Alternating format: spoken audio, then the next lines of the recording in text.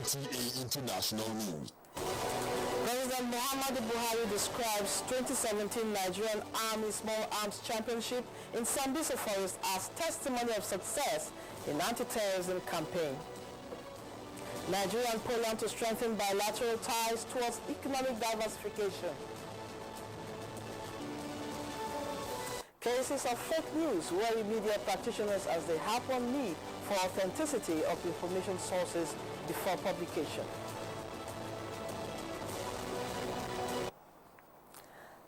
Thanks for joining us on the news on NTA International. I am Lydia Bassi. The hosting of the 2017 NASAC in Sambisa Forest is a further testimony in the high level of success recorded in the fight against insurgency in the Northeast. President Muhammadu Buhari said this in a message at the closing ceremony of the 2017 Nigerian Army Small Arms Championship in Sambisa Forest, Borno State. Defense correspondent Ismail Musa has details. It is a firepower demonstration at the finals of the 2017 Nigerian Army Small Arms Championship in Sambisa Forest. The week-long competition among the 9th Division of the Nigerian Army is aimed at sharpening the marksmanship of Army personnel and an enabling environment for training of troops. The staging of the Nigerian Army Small Arms Competition in Sambisa Forest also reinforced the fact that normalcy had been restored in Borno State and indeed the Northeast in general. While commending participants for the improvement in standards compared to the last championship 7 years ago in Jaji, Kaduna State, the Army Chief mandated the Theater Command to flush out the remnants of Boko Haram in few weeks. Camp Zero has followed and will never be allowed to be reoccupied by these Boko Haram terrorists. In the past, the entire Sambisa Forest was a restricted area due to the intensity of the terrorist activities. The mere mention of Sambisa Forest in the past induced fear to the civilians and even to some military personnel. Great pleasure for me to be here in Sambisa Forest. Somewhere that I had always had is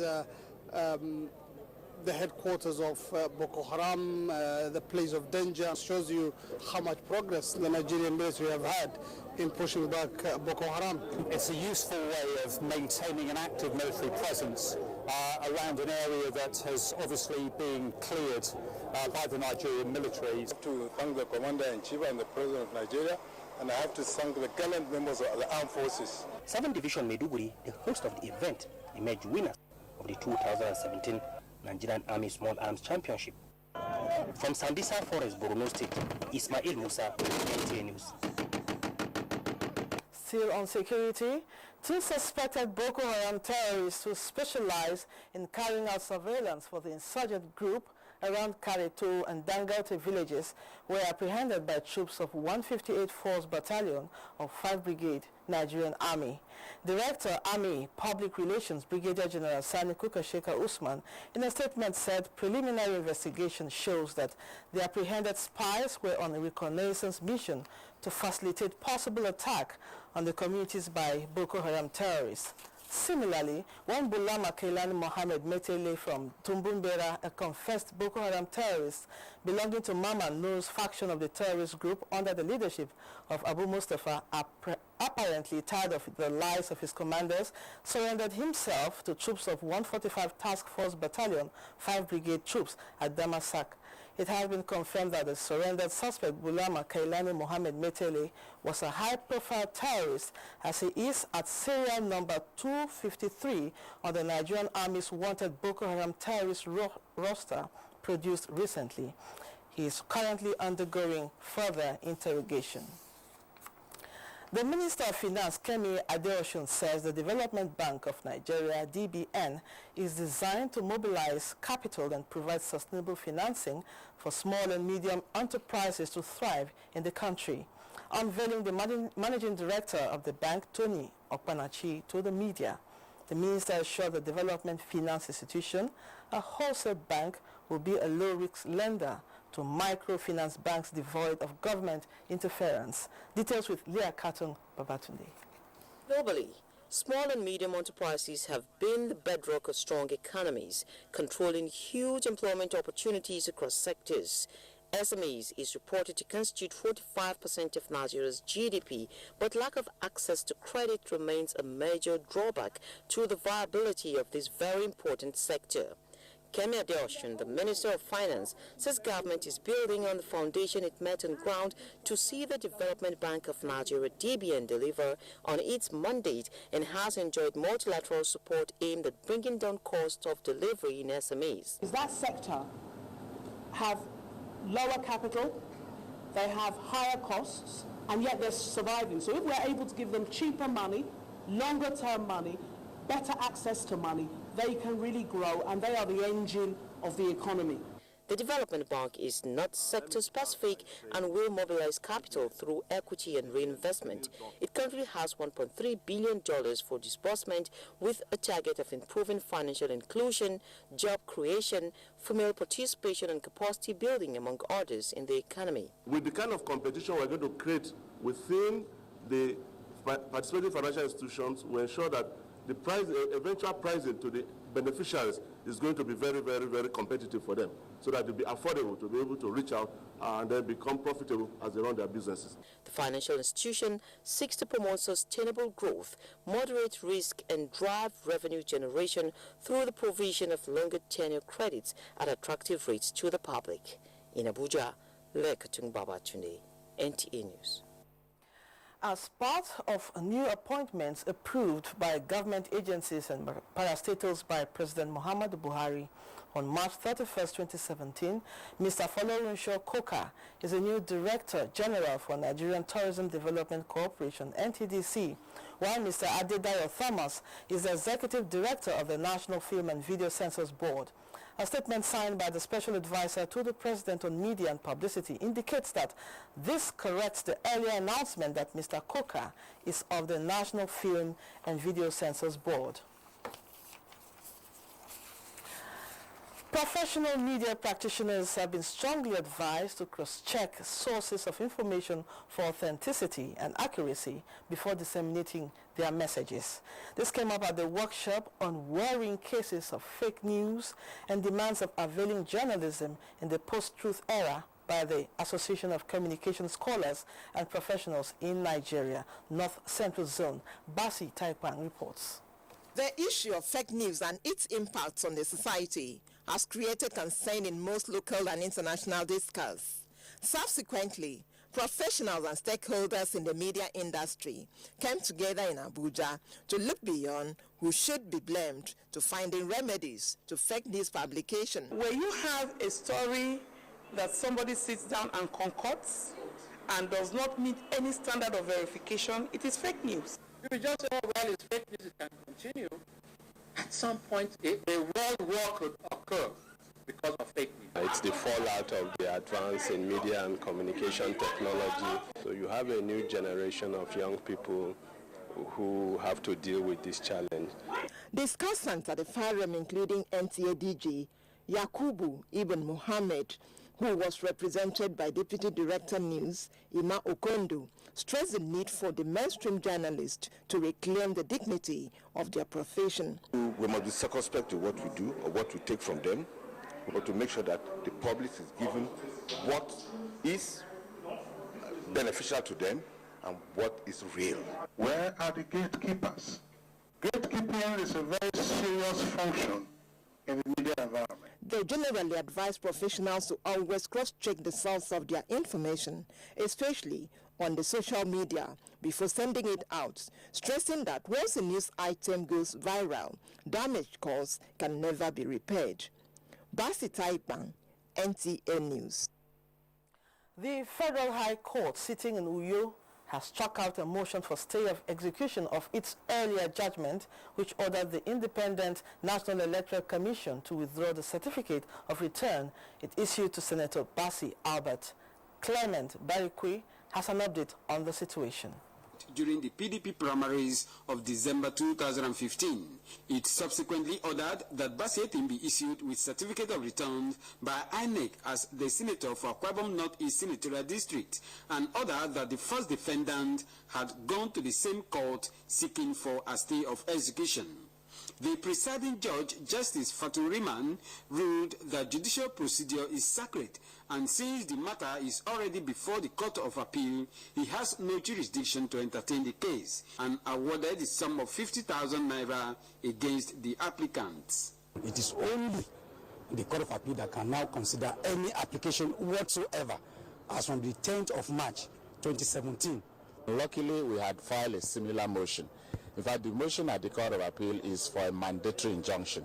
The duty of the party in this circumstance to come forward to let the courts and in fact the world know. Incidentally, the world knows who the candidates of the party in that. Uyo, Clement Barikui, NTA News. Additional 1,500 youths have been engaged by the Nasarawa State government under its youth empowerment scheme to get them off the streets and advise on youth restiveness. Governor Umaru Tanko Al-Makura says the youths will be deployed to all local government areas in the state for community services.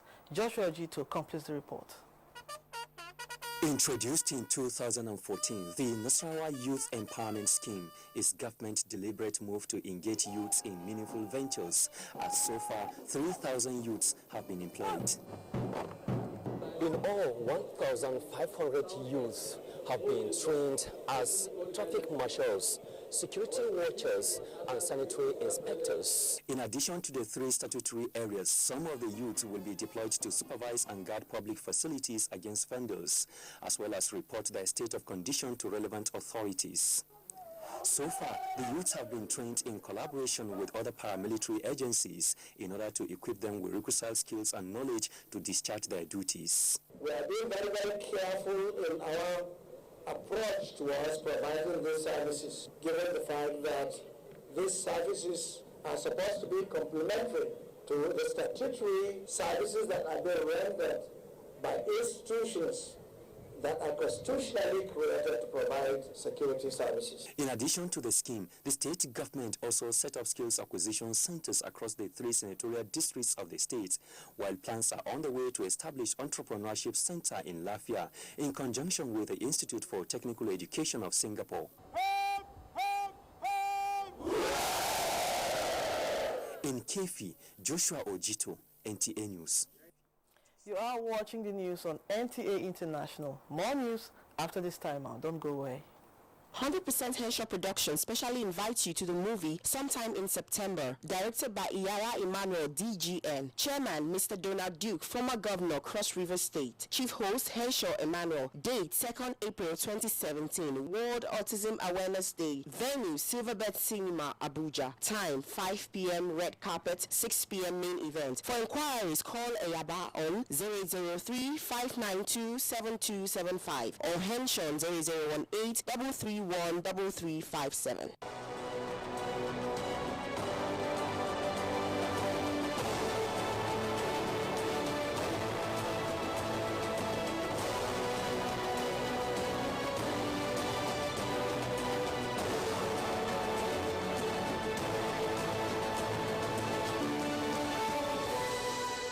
NTA International News. Thanks for being there. Family is said to be the bedrock of any society. Anything that affects it affects the nation. This was a review of an author, Julie Omovonia, at the launch of one of her books titled Why I Didn't Quit My Marriage. Adebola Brooklyn Sunday has the details. Home is described as the first school of life where a child is tutored. And when the home fails to live to expectation, such individuals end up exhibiting some questionable personality traits or character flaws. I thought of quitting. I even attempted committing suicide. The author, Julie Onowelna, who said her marriage was saved by the grace of God, explained that her piece of work in the 151-page book is to save the marriages of others from crumbling. No marriage is perfect. The book reviewer, a licensed marriage counselor, Lawrence Obishake, and other couples took turn to to share their experiences and also encourage themselves on how to ensure stability at home based on the content of the book. The family must return to the values. The values, the Nigerian value is good, north or south, Christian or Muslim. The fear of God, respect for elders, the traditions of our people that will come together, we negotiate. They should not quit. Quitters don't win. It's only losers that quit.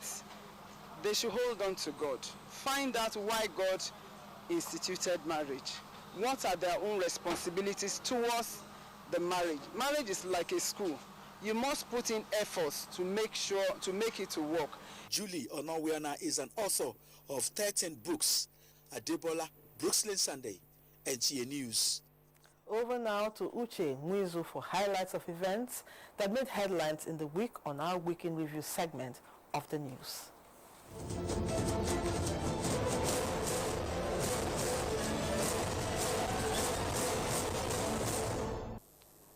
It's my pleasure to have you join me on the review of another exciting week. The presidential villa played host to critical stakeholders who President Muhammadu Buhari engaged on issues that will enhance nation building. Chief of Naval Staff Vice Admiral Ibok Ete-Ibas was one of the guests. He was challenged to ensure the safety of national coastline. I think a lot is being done by the Navy to contain the menace of pirates. Minister of Defense Masoud Dan Ali was next, and he reaffirmed commitment to bring the leader of the Boko Haram terrorist group to justice. A stride United Nations Secretary of State Rex Tillerson commended at the summit on global coalition working to defeat ISIS. Another visitor at the State House was the Comptroller General of Customs Service Hamid Ali. At the Anti-Corruption Forum in Paris, Vice President Yemi Osinbajo advocated united action in winning the war against corruption. Back home, the fight against corruption took the Senate President Bukola Saraki and Senator Dino Melaye before the Senate Committee on Ethics and Privileges to defend various allegations leveled against them.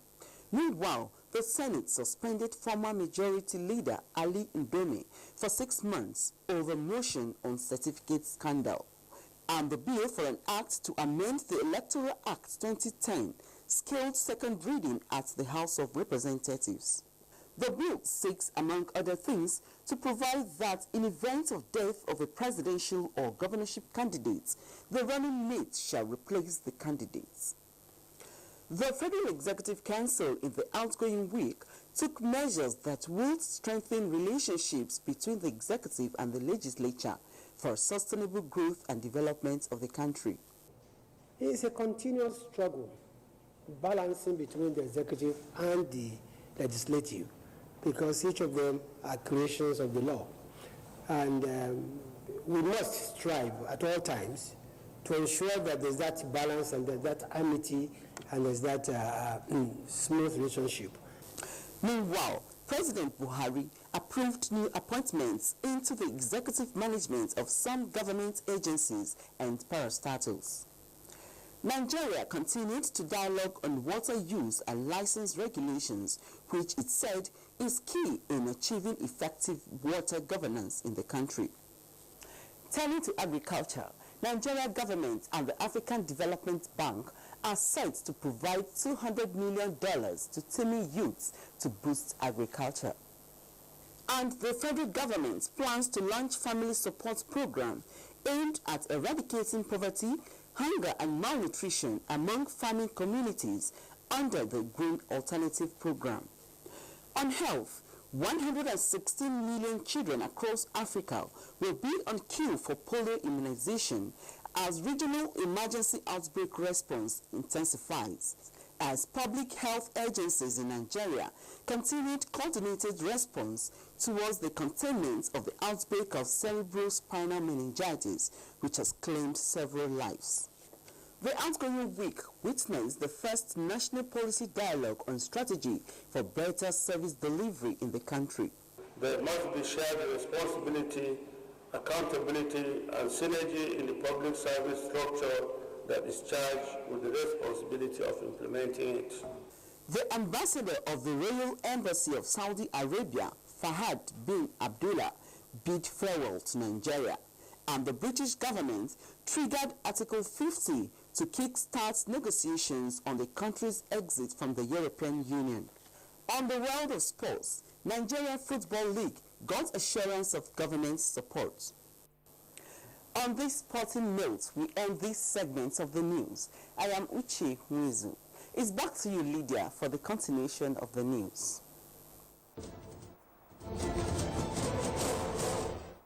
Thanks, Uche.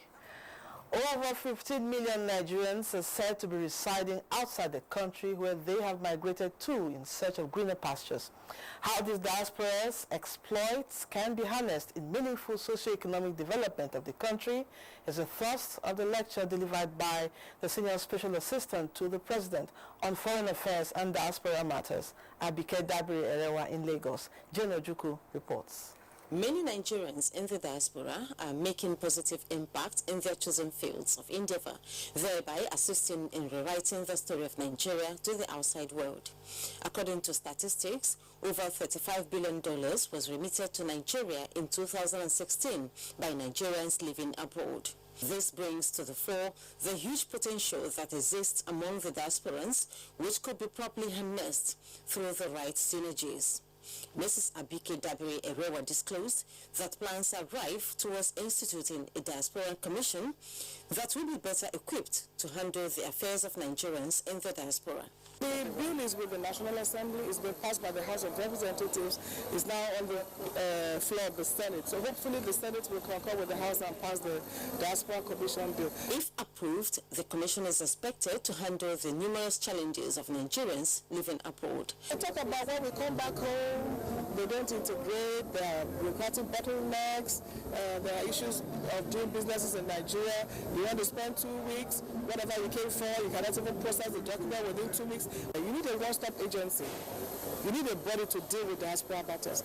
25 countries have full-fledged ministries for the diaspora.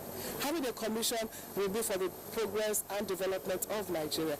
Chairman Island Club Oladipo Okpesheyi, SAN, solicited that voting rights be granted Nigerians in the diaspora, considering their contribution to the national economy. The club later honored their August visitor with a plaque. In Lagos, Jane Ojukwu, NTA News. Nigeria and Poland are working towards developing stronger bilateral ties. Nigeria's Minister of Foreign Affairs Geoffrey Onyema, who recently visited Poland for discussion, said he was extremely impressed by the economic development of Poland, a country that came out of communist rule only 28 years ago. Onyema noted that Nigeria, an oil-producing and exporting nation, which has been hit badly by a drop in oil prices, is eager to diversify from a mono economy and is looking forward to making Poland one of its new partners. Addressing a joint press briefing together with his Polish counterpart, Witold Kowski, Onyema said security, military, equipment and training, agriculture, manufacturing and energy are areas of possible cooperation with a Central European country, as Poland produces the same products with same quality as the leading countries in Europe, but at much cheaper costs. A binational commission is also expected to be established to institutionalize dialogue between Nigeria and Poland. Time to surf around the globe with some stories making the rounds. Obiageli Ugoke has that package. South Africa's new Finance Minister Malusi Gigaba has said there is need to radically transform the South African economy while pledging to maintain fiscal stability. Gigaba also said during a news conference that he is committed to protecting South Africa's cherished investment-grade credit ratings, which analysts have said are threatened after the removal of his predecessor, Pravin Gordhan. President Jacob Zuma on Saturday spoke about his cabinet's commitment to advance radical socio-economic transformation at the launch of a housing project in his home province of KwaZulu-Natal. And in Paraguay, demonstrators have set fire to the country's Congress amid violent protest against a bill that would let the president seek re-election. The head of the main opposition party say the country's 1992 constitution, introduced after 35 years of dictatorship, limits the president to a single 5-year term. But sitting President Horacio Cartes is trying to remove the restriction and run for re-election. Protesters were photographed smashing in windows of the Congress building Friday night, and they set fire to the interior. Police used rubber bullets and water cannons to disperse the crowd. Local media reported that dozens of people have been injured, including protesters, politicians, and police officers. A young man was reported dead, but the police is yet to confirm this. Meanwhile, Venezuela's authorities have urged the Supreme Court to reconsider a ruling stripping Congress of its powers, which critics have called a coup. Speaking after a high-level meeting called to discuss the move, the vice president said the review was needed to maintain institutional stability. Senior opposition leader Freddy Guevara urged supporters to continue the fight for freedom, and they held a new protest in the capital, Caracas, Saturday. Obiageli Ugoke, NTA News. Before we go, a quick check on Sunday's weather prospect in Nigeria and some world cities.